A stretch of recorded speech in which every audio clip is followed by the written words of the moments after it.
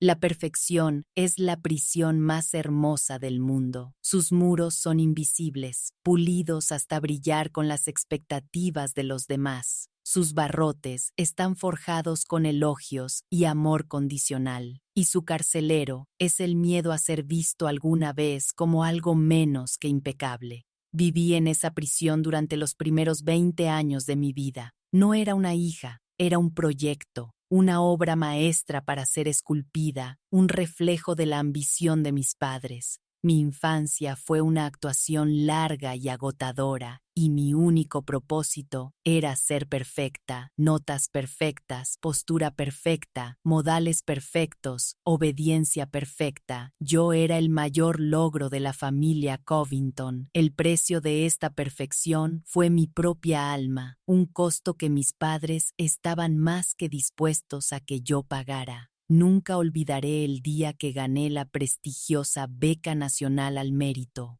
Fue el logro culminante de mi joven vida, el momento que debería haber estado lleno de alegría pura. Mi madre, una mujer que rara vez mostraba afecto físico, me tomó la cara entre sus manos. No sonrió. Simplemente me estudió con una mirada de fría y satisfecha evaluación, como si inspeccionara un diamante en busca de defectos. Luego se inclinó y me besó la frente, sus labios tan fríos como el mármol. Bien, susurró, su voz desprovista de calidez, llena solo de un sentido de finalidad. Ahora eres digna de nuestro apellido. Ella pensaba que era la validación definitiva. No tenía idea de que fue el momento en que me di cuenta de que tenía que escapar de nuestro apellido, y de ella, para siempre. Hola, mis queridos amigos, y bienvenidos a mi jardín. Mi nombre es Beatriz, pero todos siempre me han llamado Bea, y tengo 79 años. Estoy muy feliz de que puedan acompañarme en esta hermosa y soleada tarde. Estoy sentada aquí en mi viejo banco de piedra favorito, rodeada de lo que me gusta llamar mis hermosas y difíciles hijas, mis rosas antiguas. A diferencia de las rosas modernas que se ven en las tiendas, que se crían para una especie de perfección uniforme, estas rosas viejas están llenas de carácter. Son extensas, espinosas y, a veces, un poco salvajes. Pero su fragancia es embriagadora y su belleza es auténtica, ganada. Esta de aquí es una Céline Forestier, una trepadora de 1842. Es un poco temperamental, pero cuando florece, te deja sin aliento. He pasado los últimos 50 años de mi vida cultivando cosas que son reales, cosas a las que se les permite ser imperfectamente hermosas. Es la gran obra de mi alma, una rebelión silenciosa y constante contra el mundo artificial e impecable en el que me criaron. Un jardín no es un escaparate, es una conversación. Y he descubierto que las conversaciones más hermosas son las que se les permite crecer de forma salvaje. Es un verdadero regalo poder compartir este espacio con ustedes. Se siente menos como hablarle a una cámara y más como sentarse en un banco de jardín con un amigo. Me encantaría que me dijeran en los comentarios desde dónde están viendo hoy. Y tengo una pregunta para ustedes, un pensamiento que mis viejas rosas a menudo me traen a la mente. En su vida, ¿han encontrado más belleza en la perfección o en la imperfección? Es una pregunta que he pasado toda una vida respondiendo. Y si creen que una historia sobre encontrar la propia belleza auténtica merece ser compartida, les estaría muy agradecida si le dieran me gusta a este video y se suscribieran al canal. Su apoyo es como un buen y rico compost. Ayuda a que estas viejas historias florezcan. Mi historia comienza en un mundo de perfección absoluta e inflexible. Nací en la familia Covington, un apellido que en los enclaves ricos de Connecticut de los años 50 era sinónimo de dinero antiguo, influencia política y una posición social impecable. Mi padre, Eduardo Covington, era un titán de la industria. un hombre que dirigía su empresa y su familia con la misma eficiencia fría y despiadada. Mi madre, Isabel, era la esposa corporativa perfecta, era increíblemente hermosa, vestida impecablemente, y su vida era un proyecto meticulosamente gestionado de juntas de caridad, recaudaciones de fondos políticas y el mantenimiento de la imagen impecable del apellido Covington. El nuestro no era un hogar, era un escenario, una magnífica mansión georgiana donde cada mueble, cada cuadro, cada cuchara de plata pulida se elegía cuidadosamente para proyectar una imagen de superioridad sin esfuerzo. Y yo, como su única hija, era la estrella del espectáculo, la protagonista de la gran producción de su éxito. Desde mis primeros recuerdos, mi vida fue un currículo. No fui criada, fui entrenada. Había lecciones para todo, lecciones de piano, o por la alegría de la música, sino para alcanzar la maestría técnica de Bach. Lecciones de ballet, no por amor a la danza, sino por la postura y la gracia. Lecciones de francés, lecciones de etiqueta, lecciones de apreciación del arte. Mis días estaban programados en incrementos de 15 minutos, una marcha implacable hacia una visión preordenada de la hija perfecta. El tiempo de juego era una hora programada por la tarde, pero solo con el tipo correcto de niños, los hijos e hijas de los socios comerciales de mi padre y de los amigos de la alta sociedad de mi madre. Recuerdo una vez, cuando tenía 6 años, que me hice amiga de la hija del jardinero, una niña maravillosa y divertida con pecas y una sonrisa desdentada. Pasamos una tarde gloriosa haciendo pasteles de lodo junto al arroyo. Cuando mi madre se enteró, su reacción no fue de ira, sino de una especie de horror frío y clínico. Me sentó y me explicó, con su voz suave y firme, que aunque el jardinero era un empleado valioso, su hija no era gente de nuestra clase. Me explicó que las amistades de una Covington eran un reflejo de la familia y que debía elegirlas con tanto cuidado como elegía mi ropa. Al día siguiente, el jardinero y su familia se habían ido. Nunca volví a ver a la niña. Aprendí una lección poderosa. Incluso mis amistades estaban sujetas a la aprobación arquitectónica de mi madre. El amor de mis padres no era un abrazo cálido e incondicional. Era una evaluación de desempeño. Estaba directamente ligado a mis logros. Cuando traía a casa un boletín de notas con todos sobresalientes, era recompensada con una sonrisa fría y aprobadora de mi padre y un vestido nuevo y caro de mi madre. Cuando gané mi primera competición de piano a los 8 años, organizaron una cena en mi honor, donde me hicieron actuar para sus invitados como una mascota bien entrenada. Recuerdo estar de pie junto al piano de cola después de tocar una sonata de Mozart impecable, mi pequeño cuerpo temblando con una mezcla de agotamiento y miedo escénico. Los invitados aplaudieron cortésmente. Mi padre asintió, un gesto de un trabajo bien hecho. Mi madre, desde el otro lado de la habitación, me hizo una pequeña señal casi imperceptible, una ligera inclinación de cabeza, que era mi señal para hacer una reverencia y retirarme a mi habitación. No hubo abrazos ni exclamaciones alegres de «Estamos tan orgullosos de ti». Solo hubo la aprobación fría y distante de un consejo de administración por el lanzamiento exitoso de un producto.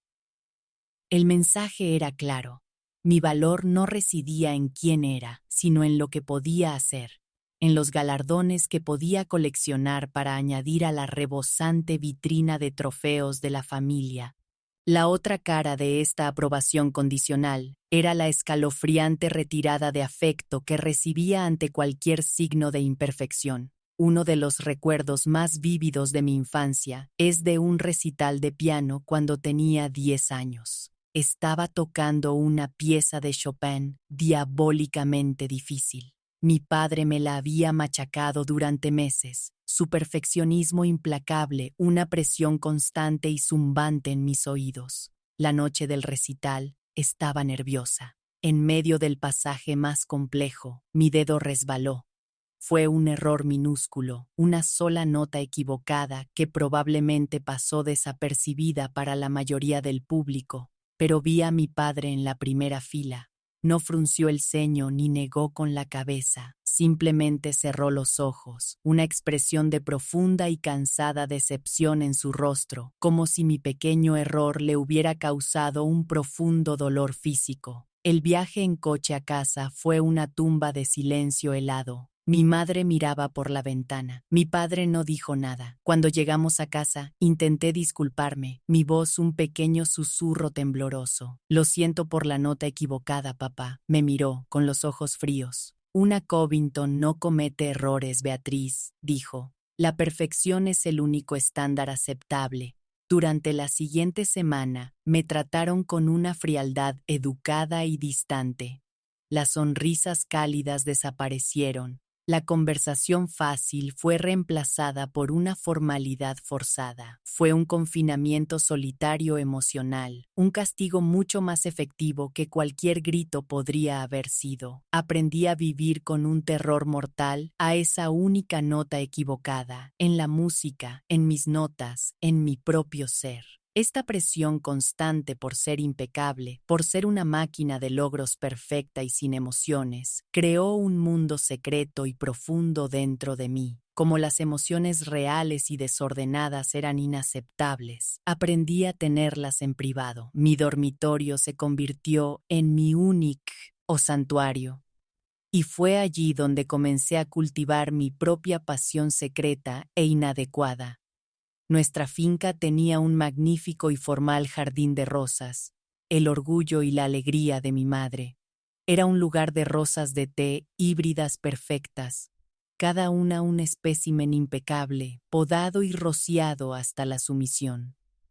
Pero en el otro extremo de la propiedad, detrás de los establos, había un rincón olvidado y cubierto de maleza donde los dueños anteriores habían plantado viejos y salvajes rosales trepadores. Eran un enredo espinoso, y mi madre los odiaba, pero a mí me encantaban. Estaban llenos de una belleza salvaje e indómita. Eran imperfectos y eran reales. Comencé a cuidarlos en secreto. Me escabullía con un par de guantes de jardinería y las viejas tijeras de podar de mi padre. Aprendí a guiar sus cañas espinosas, a cuidar sus raíces, a atenderlos. Era un secreto sucio, desordenado y profundamente satisfactorio. Era la única parte de mi vida que no era una actuación. Era una conversación entre yo y algo a lo que se le permitía estar hermosa, auténtica e imperfectamente vivo. El clímax de mi carrera como la hija trofeo llegó cuando estaba en el último año de la escuela secundaria.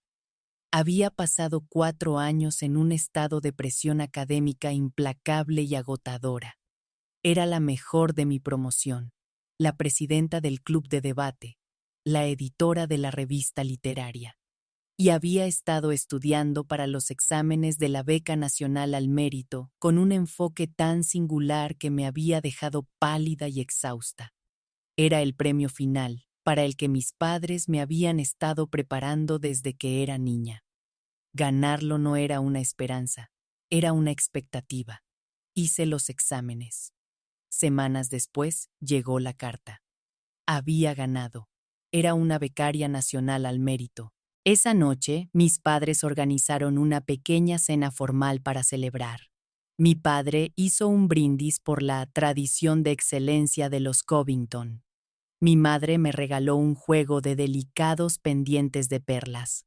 Luego, después de que se retiraron los platos del postre, mi madre me pidió que me quedara en el comedor. Se levantó y se paró detrás de mí, colocando sus manos sobre mis hombros. Pude ver nuestro reflejo en la madera oscura y pulida de la mesa del comedor. Vi a una mujer elegante y serena, y a una niña pálida y de aspecto serio con una postura perfecta. «Lo has hecho bien, Beatriz», dijo mi madre, su voz un murmullo tranquilo y satisfecho. «Muy bien, has honrado a tu padre y me has honrado a mí». Luego se inclinó, y sus labios, fríos y secos, rozaron mi frente. «Bien», susurró, su voz tan suave y final como el cierre de una bóveda. Ahora eres digna de nuestro apellido. Me quedé sentada, el aroma de su caro perfume envolviéndome, y no sentí nada, ni alegría, ni orgullo, solo un profundo escalofrío que me caló hasta el alma. Sus palabras no eran una declaración de amor, eran una tasación final. Yo no era su hija. Era un producto que finalmente había cumplido con sus estándares de control de calidad. Había alcanzado la cima de la perfección y nunca me había sentido tan vacía, tan sola, tan absoluta y completamente invisible. La noche en que mi madre me declaró digna fue la noche en que comencé a comprender la verdadera naturaleza de mi jaula dorada. La beca no era una llave para mi futuro, era simplemente una decoración más elaborada en los barrotes de mi prisión. El verano que siguió fue una gira de la victoria para mis padres. Fui exhibida en una serie interminable de fiestas en el jardín, almuerzos de caridad y eventos sociales en el club náutico. Yo era la joya de los Covington, su producto perfecto, y ellos eran los maestros artesanos.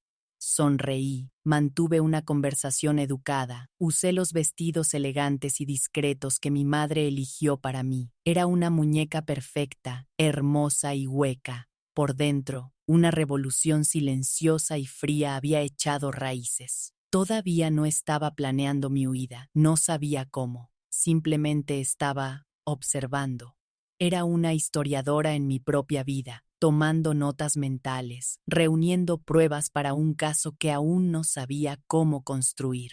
Irme a la universidad ese otoño fue la primera vez que estuve verdaderamente sola. Mi padre me llevó al prestigioso campus de la costa este. Sus últimas palabras para mí en el cuidado césped de mi residencia no fueron de amor o aliento, sino de deber. Recuerda quién eres, Beatriz, dijo, su mano en mi hombro, su agarre sorprendentemente firme. Eres una Covington. Tus acciones, tus notas, tus amistades, todas son un reflejo de esta familia. No nos decepciones. No estaba enviando a una hija a aprender sobre el mundo. Estaba desplegando a una diplomática para representar la embajada familiar. El peso de su expectativa era algo físico, un manto pesado en el aire fresco del otoño, pero en el momento en que su coche desapareció por el largo camino arbolado, sentí una sensación tan extraña, tan impactante, que me dejó sin aliento, un atisbo de libertad. Por primera vez en mi vida, no había nadie observándome, nadie programando cada momento, nadie para quien actuar. El anonimato era vertiginoso. Estaba rodeada de miles de otros jóvenes, todos ellos brillantes, ambiciosos y completamente indiferentes al apellido Covington. Aquí no era un trofeo, era solo una estudiante de primer año. Los primeros meses fueron una lucha. Estaba académicamente preparada, por supuesto. Mi entrenamiento había sido más que exhaustivo. Pero socialmente era una niña. No sabía cómo mantener una conversación trivial, cómo compartir una broma, cómo forjar los lazos fáciles y casuales de la amistad. Pasé la mayor parte de mi tiempo en la biblioteca, el único lugar que se sentía familiar y seguro. Fue la primera vez que alguien realmente me vio a mí, a la chica asustada y sobreensayada detrás de la fachada perfecta, y, para mi propio asombro, se lo conté. No todo, no el vacío profundo y frío en el corazón de mi familia, pero le hablé de la presión, de las expectativas, de la sensación de estar constantemente en exhibición. Sara escuchó, y no ofreció lástima, ofreció una perspectiva. Entonces, toda tu vida ha sido una actuación para tus padres, dijo, resumiéndolo con una claridad brutal y liberadora. ¿No te cansas nunca de los aplausos? Su pregunta fue una llave pequeña y afilada, abriendo una puerta en mi mente que nunca me había atrevido a tocar. Sara se convirtió en mi maestra en el arte de ser una persona. Me enseñó que estaba bien tener una opinión, que estaba bien ser desordenada, que estaba bien reír demasiado fuerte. Me introdujo en las alegrías simples y profundas de la pizza a altas horas de la noche, de discutir sobre política, de quejarse de un profesor difícil. Era la hermana mayor y más sabia que nunca había tenido, y bajo su tutela, la estatua congelada y perfecta de Beatriz Covington comenzó, muy lentamente, a descongelarse. Fue con Sara que descubrí la parte de la universidad que se convertiría en mi verdadero santuario. Mi pasión secreta por las rosas salvajes e imperfectas en el rincón olvidado de nuestra finca había sido un asunto solitario y furtivo, pero la universidad tenía un vasto y magnífico jardín botánico, una biblioteca viviente de plantas de todo el mundo. Un fin de semana, Sara me arrastró hasta allí, insistiendo en que necesitaba ver algo más que el interior de la biblioteca. En el momento en que entré en el aire húmedo y fragante de los invernaderos, sentí esa misma sensación de volver a casa, esa misma conexión con algo real y auténtico que había sentido con mis rosas secretas. Había una sección dedicada a las rosas antiguas, especies viejas y resistentes con nombres como sonrojo de doncella y rosa de boticario. No eran tan llamativas como las rosas de té híbridas que cultivaba mi madre, pero estaban llenas de historia, de relatos, de una belleza recia y duradera. Comencé a ser voluntaria en los jardines, un secreto que guardé de mis padres. Mis fines de semana, que se suponía que debía pasar estudiando en la biblioteca o asistiendo a funciones sociales aprobadas, ahora los pasaba con las manos en la tierra. Aprendí a propagar, a injertar, a podar. Aprendí los nombres en latín, las historias, las necesidades únicas de 100 especies diferentes. El director de los jardines, un anciano profesor de botánica llamado Dr. Alistair Finch, un hombre con una salvaje melena de pelo blanco y tierra permanentemente grabada en las líneas de sus manos, se convirtió en mi nuevo mentor. Vio mi pasión, mi curiosidad insaciable y el cuidado casi reverente que ponía en las plantas. No conocía mi historia, pero entendió mi alma. Un jardín te enseña la lección más importante que existe, jovencita, solía decir, con las manos cubiertas de tierra. Te enseña que algunas de las cosas más hermosas de este mundo no son perfectas, son las que han sobrevivido. Mis visitas a casa durante las vacaciones se convirtieron en ejercicios de espionaje. Tenía que transformarme de nuevo en la hija perfecta y sin pasiones, con las uñas manchadas de tierra cuidadosamente limpias, mi conversación cuidadosamente seleccionada. El contraste entre mi vida vibrante e intelectualmente estimulante en la universidad y la perfección fría y estéril de la casa de mis padres era discordante. Mi nueva amistad con Sara fue descartada como una fase común. Mi charla sobre botánica fue tratada como un pasatiempo pintoresco, pero en última instancia, inadecuado. Mis padres ya estaban planeando mi futuro. Debía especializarme en economía y luego ir a la facultad de Derecho. Ya habían elegido al joven adecuado con el que debía casarme, el hijo de uno de los socios comerciales más antiguos de mi padre.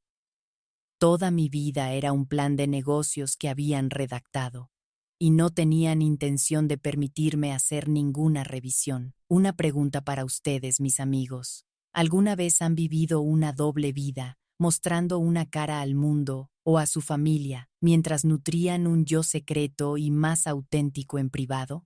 Es una forma agotadora de vivir, un constante acto de equilibrio en la cuerda floja de las expectativas de los demás. La gran rebelión, el momento en que mis dos vidas finalmente colisionaron de forma irrevocable, llegó al final de mi segundo año. Era el momento de declarar oficialmente mi especialidad. Durante 2 años había estado tomando diligentemente los cursos requeridos de economía y ciencias políticas, obteniendo las notas perfectas que mis padres esperaban. Pero también había estado tomando en secreto todas las clases de botánica y horticultura que la universidad ofrecía. Tenía dos futuros posibles ante mí, dos declaraciones diferentes en mi mano. Una era el plano de la vida que mis padres habían diseñado para mí, una vida de riqueza, prestigio, y una de desesperación silenciosa que aplastaba el alma. La otra era un plano para una vida que apenas había comenzado a imaginar, una vida de tierra, espinas, pasión y verdad. Me senté en la oficina de mi asesora académica, una mujer amable que había visto el conflicto que ardía en mí durante todo el año. Sobre su escritorio había dos formularios. Uno era la declaración de especialidad en economía, el otro era para botánica. Los miré, y toda mi vida pareció pender de un hilo. Vi el beso frío y evaluador de mi madre en mi frente. Vi la mirada de severa decepción de mi padre. Oí la voz de Sara en mi cabeza, preguntando, ¿qué quieres tú, Bea? Pensé en las habitaciones estériles y perfectas de la casa de mi infancia, y luego pensé en la tierra rica, oscura y vivificante de los jardines botánicos. Pensé en el pesado y brillante trofeo de la competición de piano, y pensé en la belleza simple y perfecta de una única rosa antigua cubierta de rocío. La elección no era entre dos carreras, era entre dos mundos. Era entre ser un objeto perfecto y sin vida, y un ser humano desordenado, imperfecto, pero gloriosamente vivo. Respiré hondo, la primera respiración verdaderamente profunda de mi vida adulta. Tomé uno de los formularios, lo deslicé sobre el pulido escritorio hacia mi asesora, y dije, con una voz que no tembló, elijo este. En el momento en que deslicé el formulario de declaración de botánica sobre el escritorio de mi asesora, sentí un temblor recorrer mi vida, el choque sísmico de una placa tectónica desplazándose en las profundidades. Fue el acto de rebelión más silencioso y profundo que jamás había cometido. Fue una elección hecha no en un momento de ira apasionada, sino en un momento de claridad absoluta y resuelta. Estaba eligiendo la vida espinosa, impredecible y auténtica de una rosa antigua sobre la existencia cultivada, impecable y, en última instancia, estéril de un té híbrido premiado. Mi asesora, una mujer sabia y amable, simplemente sonrió, selló el formulario y dijo, «Bien por ti, Beatriz, ya era hora». Salí de su oficina hacia el sol brillante de la tarde y, por primera vez, sentí la emoción de un futuro que yo, y solo yo, diseñaría. Sabía, sin embargo, que la batalla estaba lejos de terminar. Acababa de ganar una única y decisiva victoria. La guerra con mis padres estaba a punto de comenzar. Esperé hasta volver a casa para las vacaciones de verano para decírselo. La idea de confesar mi traición académica por teléfono era un acto de cobardía que no podía soportar. Necesitaba enfrentarlos, plantarme sobre mis propios pies como la nueva persona en la que me estaba convirtiendo. Los 2 meses de mi segundo año que siguieron a mi decisión fueron los más felices y aterradores de mi vida. Vivía en tiempo prestado, una fugitiva de mi propio futuro. En la universidad, me sumergí en mi nuevo campo de estudio con una pasión que rayaba en el fervor religioso. Pasé cada momento posible en los jardines botánicos, con las manos en la tierra, mi mente absorbiendo el hermoso y complejo lenguaje del mundo natural. Mi amistad con Sara se profundizó en una verdadera hermandad. Era mi confidente, mi animadora y mi co-conspiradora. «Van a perder la cabeza, Bea», dijo una noche con una mezcla de asombro y terror. «Lo sé», respondí, «pero por primera vez no me importa lo que piensen, solo me importa lo que pienso yo». El doctor Finch, mi mentor en los jardines, estaba exultante con mi decisión.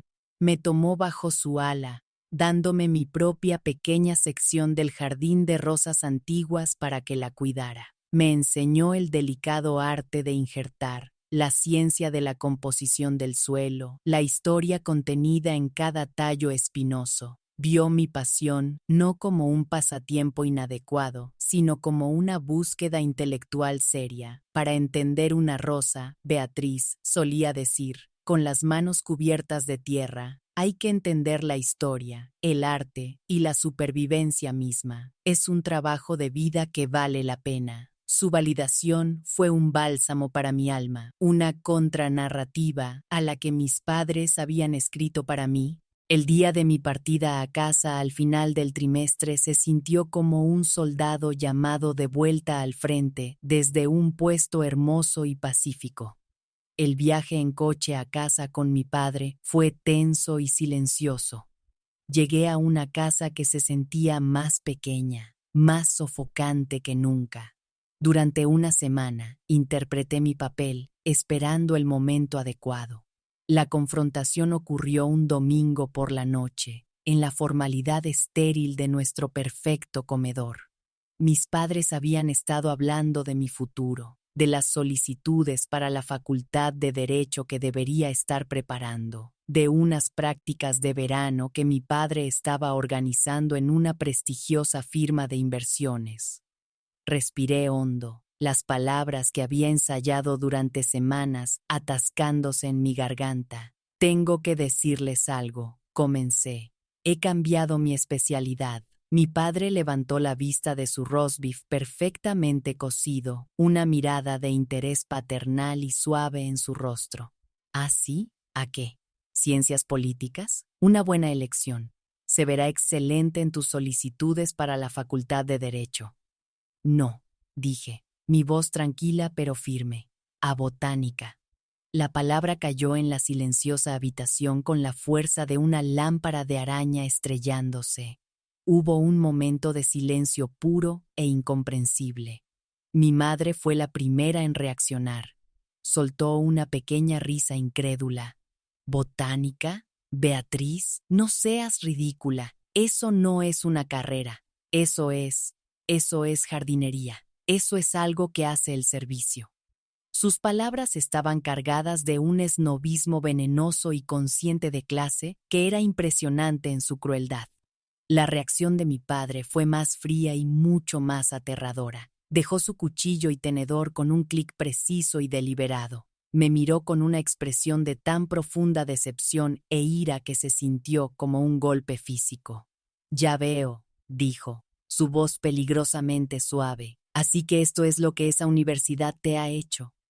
Llenarte la cabeza con estas nociones sentimentales e inútiles. Eres una Covington. Tu vida no está destinada a pasarse cavando en la tierra. Tu vida está destinada a tener influencia, poder, prestigio. Pero no quiero esa vida, supliqué, mi voz finalmente quebrándose. Odio esa vida. No soy feliz. Quiero hacer algo que me importe, algo que sea real. ¿Real? Se burló mi madre, su voz elevándose. ¿Y qué crees que paga por esta vida real que quieres, Beatriz? ¿Qué paga por la comida en tu plato y el techo sobre tu cabeza? Es la vida irreal de tu padre. Es la vida que tanto nos ha costado proporcionarte. La vida que ahora nos arrojas a la cara como una niña malcriada y desagradecida. La discusión que siguió fue la más fea de mi vida. Fue una tormenta de acusaciones, de chantaje emocional, de amenazas. Me dijeron que era una decepción, un fracaso, una traición a todo por lo que habían trabajado. Y entonces mi padre dictó el ultimátum. Esto es muy simple, Beatriz, dijo, su voz ahora un instrumento plano y sin emociones de mando. Volverás a esa universidad en otoño. Cambiarás tu especialidad de nuevo a economía. Olvidarás esta fantasía tonta e infantil. Si haces eso, continuaremos proveyendo para tu educación y tu futuro. Si te niegas, si eliges continuar con esta tontería hortícola, entonces lo harás por tu cuenta. Se te cortará el apoyo. Sin matrícula, sin paga, sin ayuda. Estarás sola. ¿Es eso lo que quieres? ¿Tirar por la borda todo tu futuro por unas pocas flores? La elección que me estaba dando era la misma que siempre me había dado, la misma que todo tirano da a sus súbditos: obediencia o exilio. En el pasado me habría desmoronado, Habría llorado, me habría disculpado y me habría rendido. Pero algo había cambiado en mí. La niña que había sido criada para ser un trofeo perfecto y hueco ya no existía. En su lugar, había una mujer que había sentido el sol en su rostro y la tierra en sus manos. Una mujer que había sido vista y valorada por quien realmente era. Miré a mis padres, a sus rostros, contorsionados por una rabia que nacía del miedo. El miedo a perder el control, el miedo a que su proyecto perfecto desarrollara una mente propia. Y no sentí miedo, sino una extraña y triste lástima por ellos.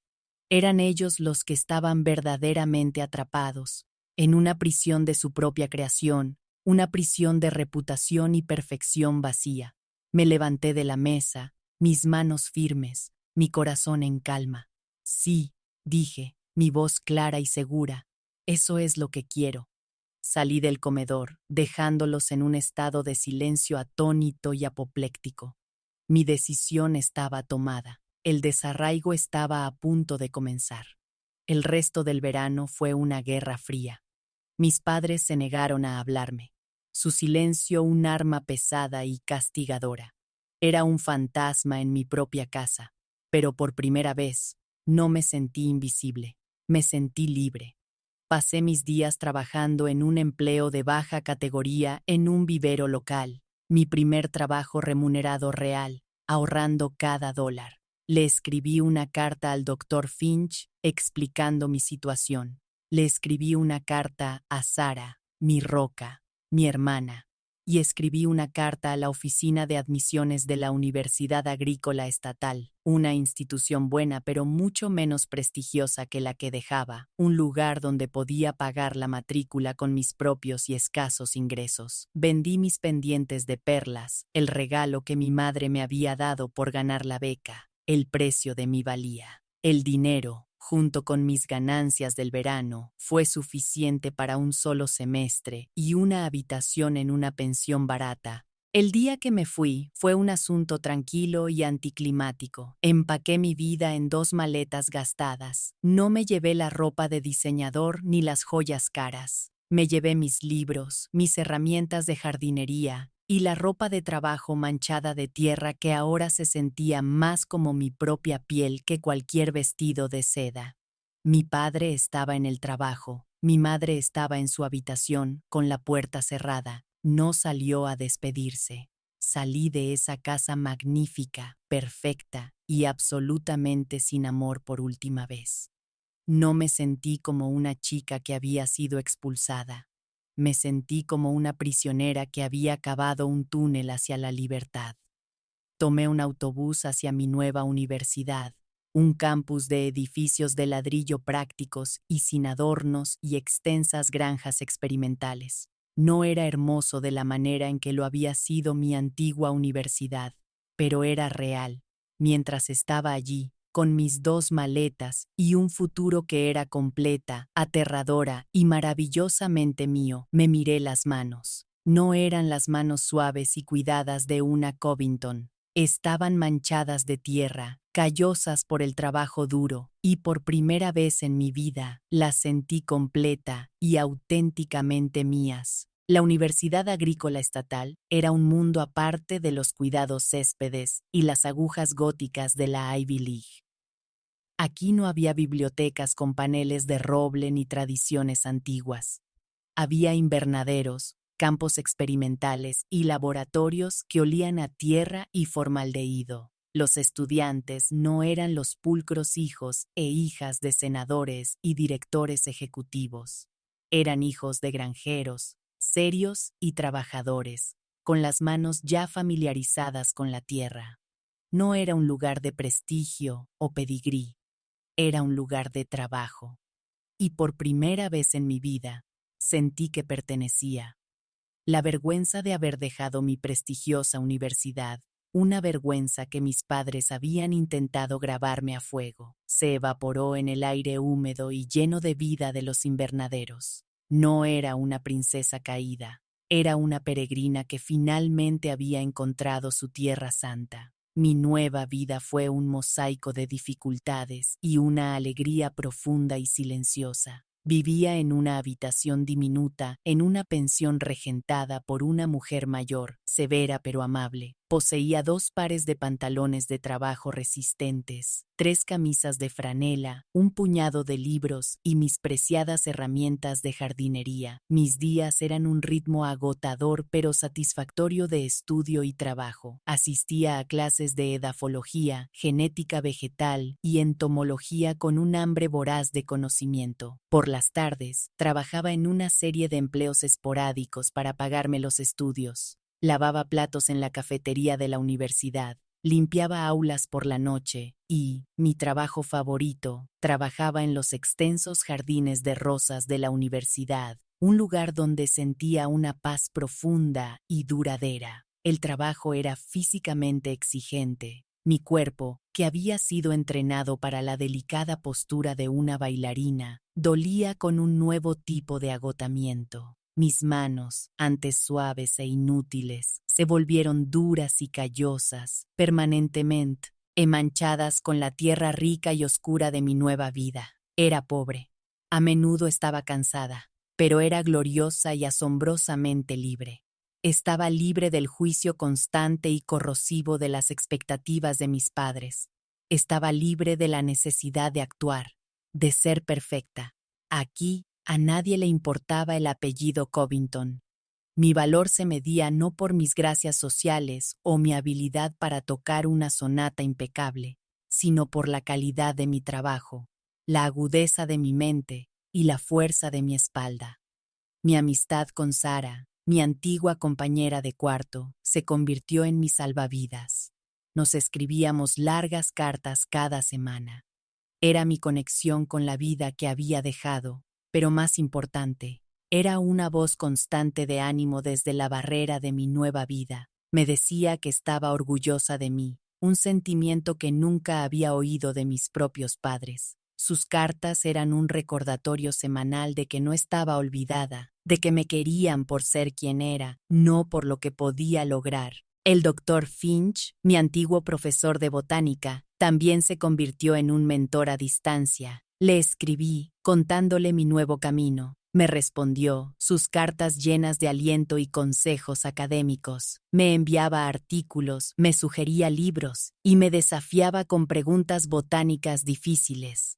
Me trataba como a una colega seria y prometedora, una igual en el mundo de la ciencia.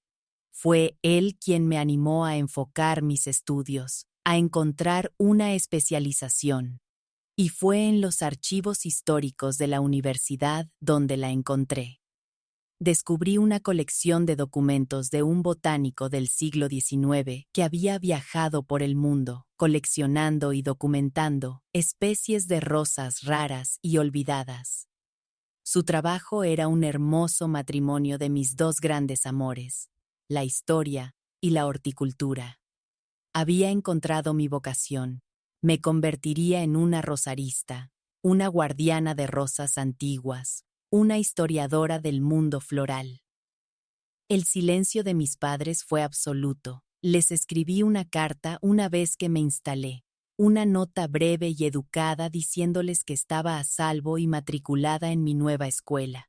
Nunca respondieron. Era como si hubiera dejado de existir, un proyecto fallido que había sido dado de baja y guardado en un armario oscuro y olvidado. El cordón financiero se había cortado y con él toda pretensión de una relación. El dolor de su rechazo era un dolor sordo y constante, pero también era una extraña forma de liberación. Su silencio era un regalo. Era el espacio que necesitaba para crecer, para convertirme en la persona que estaba destinada a ser, lejos de la sombra de sus sofocantes expectativas. Una pregunta para ustedes, mis amigos que están escuchando. ¿Es posible amar a alguien y aún así necesitar liberarse de esa persona? Es una de las preguntas más dolorosas y complicadas que una persona puede enfrentar. Elegir tu propia supervivencia, incluso cuando significa alejarte de la Es personas que se supone que son tu hogar. A medida que me acercaba al final de mi carrera universitaria, surgió un nuevo y aterrador desafío. Mi futuro. Estaba a punto de ser lanzada al mundo con un título especializado, mucho conocimiento, pero sin conexiones y con muy poco dinero. Fue Aris, mi amiga de mi primera universidad, la profesora de Historia del Arte, quien una vez más me abrió una puerta. Había mantenido el contacto con ella a través de cartas, y ella había seguido mi viaje con un orgullo feroz y maternal. Me escribió con noticias de una oportunidad increíble, un aprendizaje de posgrado de 2 años en un jardín botánico y finca histórica de renombre mundial en Inglaterra llamado Jardines Harlow. Era un lugar famoso por tener una de las colecciones más grandes de rosas antiguas del mundo. El puesto era muy competitivo, una posibilidad remota, pero Aris fue implacable. Estás más cualificada para esto que nadie, Catalina, escribió. Debes solicitarlo. Con el aliento de Aris, Sarah y el Dr. Finch, pasé meses preparando mi solicitud. Se convirtió en el único foco de mi vida. Escribí ensayos sobre la historia del cultivo de rosas. Recopilé un portafolio de mi propia investigación y un plan detallado para la preservación de las especies más frágiles del jardín. Vertí cada onza de mi conocimiento, mi pasión y mi esperanza en esa solicitud. La envié al otro lado del océano e intenté no pensar en ello. La posibilidad parecía demasiado vasta, demasiado hermosa para ser real. El día que llegó la carta de aceptación, un sobre delgado de correo aéreo con un sello británico, estaba trabajando en el invernadero de la universidad. La abrí con manos temblorosas. Las palabras se nublaron ante mis ojos. Nos complace ofrecerle el puesto. Me dejé caer en un taburete, con la carta apretada en la mano, el olor terroso a tierra húmeda y flores en flor llenando mis sentidos. Lo había logrado. Por mi cuenta. La chica a la que le habían dicho que no era nada sin el apellido de su familia acababa de ganarse un lugar en una de las instituciones más respetadas del mundo. No era una victoria que pudiera compartir con mis padres. Fue un triunfo silencioso y solitario, lo que lo hizo aún más dulce, aún más profundo. Pasé 2 años en Inglaterra, en los jardines Harlow, y fue la educación de toda una vida. Caminé por jardines que tenían siglos de antigüedad. Trabajé con botánicos de renombre mundial. Sostuve en mis manos esquejes de rosas que se habían plantado en la época de Shakespeare. Ya no era solo una estudiante, era una verdadera historiadora del mundo botánico, una conservadora de seres vivos. Publiqué mi primer artículo académico. Di conferencias. Me estaba convirtiendo en la mujer que siempre había sido por dentro, la mujer que había sido enterrada bajo capas de perfección y deber filial. Y fue allí, en la belleza tranquila y lluviosa de un jardín inglés, donde conocí a mi esposo, un arquitecto paisajista amable e ingenioso llamado Jaime, un hombre que amaba mi pasión, mi inteligencia y la tierra bajo mis uñas. Era un hombre que me veía a mí, a la verdadera, imperfecta, espinosa y ocasionalmente hermosa yo. Nos casamos, y por primera vez, entendí lo que era una verdadera asociación, una vida construida no sobre el rendimiento y la expectativa, sino sobre sueños compartidos y respeto mutuo. Finalmente regresamos a los Estados Unidos, y con él conocí mi que había adquirido y la reputación que había construido, me ofrecieron un puesto para diseñar y administrar un nuevo jardín de rosas antiguas en una importante institución botánica. Mi vida, la que yo había elegido, por la que había luchado, estaba en plena y gloriosa floración. Mi vida en Inglaterra y los años que siguieron fueron un testimonio silencioso de la resiliencia de una raíz bien cuidada. Había sido arrancada del suelo estéril y artificial de mi crianza y trasplantada a un mundo donde mi yo auténtico no solo era aceptado, sino celebrado. Mi matrimonio con Jaime fue una asociación de iguales, un hermoso jardín que cultivamos juntos. Construimos una vida no sobre las grandes y huecas proclamaciones de la posición social, sino sobre los pequeños actos diarios de bondad, respeto mutuo y pasiones compartidas.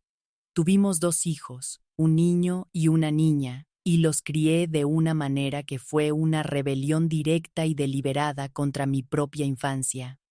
Nuestro hogar no era un escaparate, era un santuario de imperfección gozosa. Era un lugar donde las botas embarradas eran bienvenidas, donde los estallidos emocionales no se encontraban con una fría desaprobación, sino con brazos cálidos y abiertos, y donde la única expectativa era que fueran fieles a sus propios seres únicos y maravillosos. Les enseñé que su valor no residía en sus logros, sino en su carácter. Les enseñé a amar la belleza salvaje, espinosa e imperfecta del mundo y de sí mismos. Mi carrera floreció de una manera que nunca me había atrevido a imaginar. Me convertí en un nombre respetado en el mundo de la horticultura, conocida por mi trabajo en la preservación de especies raras y en peligro de extinción de rosas antiguas. Escribí libros, di conferencias en universidades, viajé por el mundo asesorando en restauraciones de jardines históricos. La chica tranquila y estudiosa, a la que le habían dicho que sus pasiones eran un pequeño y encantador pasatiempo, era ahora una experta de renombre mundial. Una mujer cuyo trabajo de vida era salvar el mismo tipo de belleza auténtica y llena de historias que sus padres habían intentado extinguir con tanto ahínco. Mi vida fue una refutación silenciosa de cada limitación que me habían impuesto. Fue una vida construida no a partir de su plano, sino de una semilla de mi propia rebeldía que se había negado a morir. El silencio de mis padres se mantuvo absoluto durante más de 20 años. Eran un capítulo distante y cerrado de un libro que rara vez abría. Pero el pasado tiene una forma de echar brotes, de volver a meterse en el presente cuando menos te lo esperas. Cuando tenía 40 y tantos años, recibí una carta, reenviada a través de una cadena de viejos amigos de la universidad. Era de mi antigua compañera de cuarto, Sara. Había visto el obituario de mi padre en un periódico nacional. Eduardo Covington, el titán de la industria, había fallecido de un ataque al corazón repentino. Había muerto solo en su magnífica y silenciosa casa. La noticia fue un eco extraño y hueco de un mundo distante. Sentí una punzada de tristeza, no por el padre que fue, sino por el padre que podría haber sido. Pero no sentí duelo, ni sensación de pérdida personal. El hombre que había sido mi padre había muerto para mí el día que eligió su orgullo por encima de su hija. El verdadero terremoto llegó un año después. Otra carta de Sara. Mi madre, Isabel, ahora viuda y sola en esa vasta y vacía casa, estaba enferma. Sufría de una enfermedad neurológica degenerativa que le estaba robando lentamente la memoria, su fachada hermosa y perfecta desmoronándose desde dentro. Sara escribió que mi madre había comenzado a preguntar por mí. Al principio, me negué siquiera a considerarlo. Las heridas eran demasiado viejas, demasiado profundas. ¿Por qué debería yo, la hija que había considerado indigna, ser la que regresara a cuidarla en su declive? Fue Aris, mi sabia y feroz amiga de mi primera universidad, ahora una anciana ella misma, quien me hizo cambiar de opinión. Ve a verla, Catalina, me dijo por teléfono. No por ella, sino por ti. Algunas historias necesitan un capítulo final, o te atormentarán para siempre. Una pregunta para ustedes, mis amigos. ¿Hay diferencia entre el perdón y el cierre? ¿Se puede encontrar la paz con un capítulo difícil de nuestro pasado sin perdonar necesariamente a la persona que lo escribió? Es una pregunta compleja y profundamente personal, y una que tuve que enfrentar. Y así, después de más de 25 años de exilio, regresé a la casa de la que había huido. Los jardines seguían perfectamente cuidados, pero la casa en sí se sentía cansada. La perfección era ahora algo frágil y sin alegría. Encontré a mi madre en su sala de estar, una frágil mujer de pelo blanco perdida en las profundidades de un gran sillón. Estaba rodeada de los objetos hermosos y caros que había pasado su vida adquiriendo, pero sus ojos estaban vacíos. Me miró y, al principio, no hubo reconocimiento, y luego, un destello. «Beatriz», susurró, su voz un seco crujido de hojas. El sonido de mi nombre completo, el nombre de la hija trofeo, era un fantasma de otra vida. Pasé los últimos 6 meses de su vida con ella. No fue un reencuentro alegre. Fue una vigilia silenciosa, difícil y profundamente triste. La enfermedad le había quitado las capas de su artificio, su orgullo, su fría ambición. Lo que quedaba era una anciana asustada y confundida. En sus momentos de lucidez, hablábamos. No la confronté con ira, simplemente le conté mi historia. Le hablé de mi vida, mi trabajo, mi esposo, mis hijos. Le hablé de la alegría que había encontrado en el mundo imperfecto y hermoso que ella siempre había desdeñado. Escuchaba, una mirada de profunda y perpleja tristeza en sus ojos. Fue durante una de estas conversaciones que la pieza final y más importante de nuestra historia fue revelada. Tenía tanto miedo, susurró una tarde, su mirada fija en un punto distante de su memoria. Tenía tanto pavor de no ser lo suficientemente buena, de no estar a la altura del mundo de tu padre. Pensé que si podía hacerte perfecta, entonces yo también sería perfecta. Estaría a salvo. En ese momento, finalmente lo entendí. Su crueldad no había nacido de la falta de amor, sino de un exceso de miedo. No había sido un monstruo, había sido una niña aterrorizada, igual que yo, atrapada en un tipo diferente de jaula. El secreto que había estado planeando desechar, el que ella nunca supo, no era solo mi futuro en botánica. Era toda la vida vibrante, imperfecta y auténtica que había construido para mí. Nunca supo la alegría que encontré en la tierra, el amor que encontré con un buen hombre, la plenitud que encontré en una vida hecha por mí misma. Para cuando regresé, ese secreto ya no era un secreto, sino una vida plenamente vivida, un testimonio de mi huida.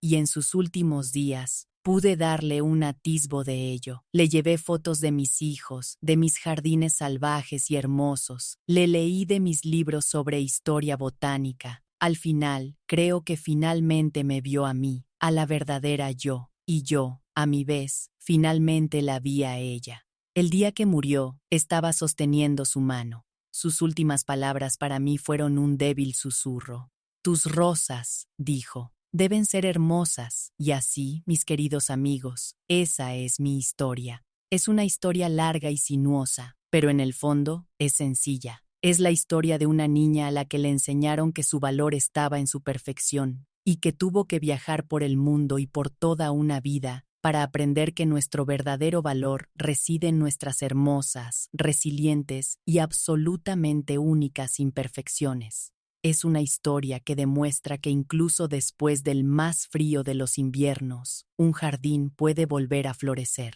Si esta historia sobre el largo viaje hacia una vida auténtica les ha resonado, me sentiría honrada si se suscribieran a este canal, le dieran me gusta a este video y lo compartieran. Hay tantas personas que se están marchitando silenciosamente bajo la presión de las expectativas de los demás, que necesitan que se les recuerde que tienen derecho a su propio crecimiento salvaje y hermoso. Si el viaje de Beatriz para encontrar su verdadero yo les inspiró, los invito a explorar nuestra lista de reproducción sobre historias de autorreclamación y segundas oportunidades, que está enlazada en la descripción a continuación.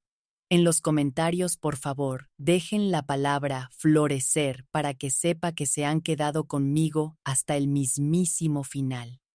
Recuerden siempre, No son un trofeo para ser pulido, son un jardín para ser cultivado. Gracias por escuchar.